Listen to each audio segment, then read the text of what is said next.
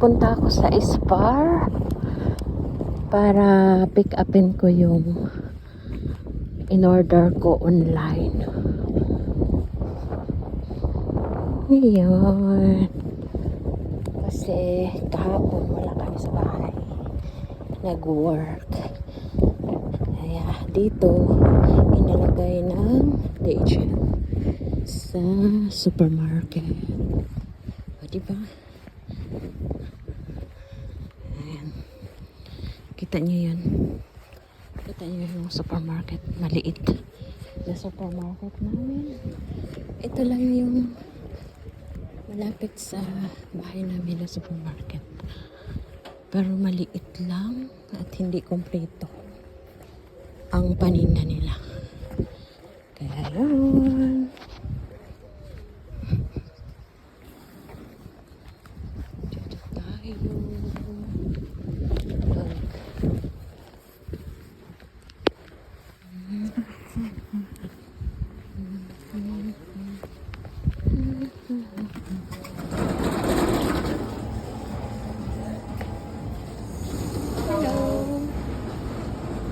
Jullie hebben een pakketje voor mij.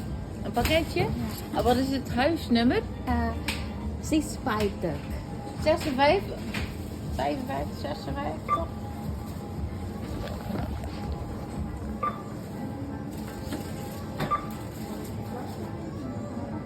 Ivy? Ja. Ja. Kijk, Dank u wel. alsjeblieft. Doei. Doei.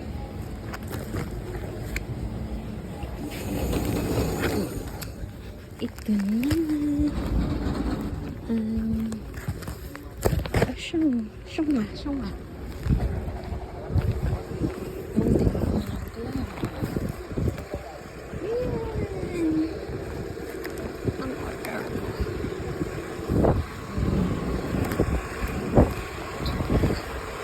Ngayon, uwi na tayo sa bahay.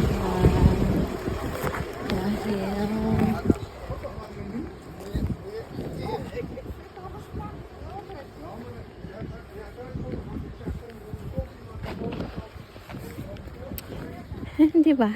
Nag-aaral na ako magsalita ng Dutch kasi kailangan. Dahil kung hindi ka marunong magsalita ng Dutch, hindi ka sagot sa mga tanong nila. Karamihan kasi nung taga dito di sasalita ng English. Marunong sila ng English pero ayaw nila magsalita ng English. Hindi kanila ito tolerate na mag-English na mag-English. Kaya kailangan matuto ka ng salita nila. O, diba? O, yun ako. Kahit barbaliktad ang dila ko, sige.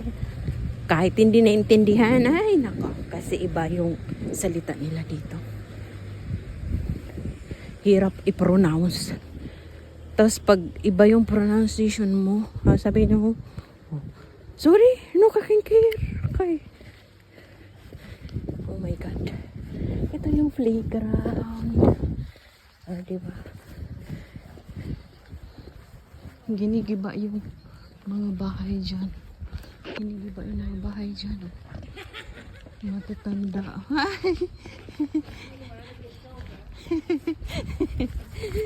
Sumasel. Sabi niya, hindi ko maintindihan.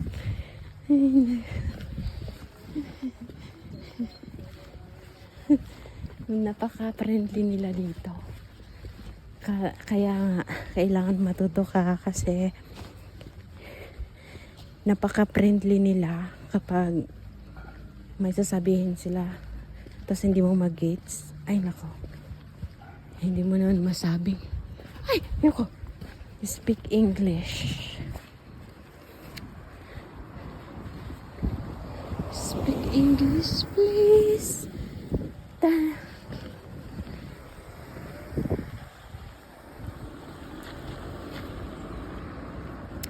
Ay, nako.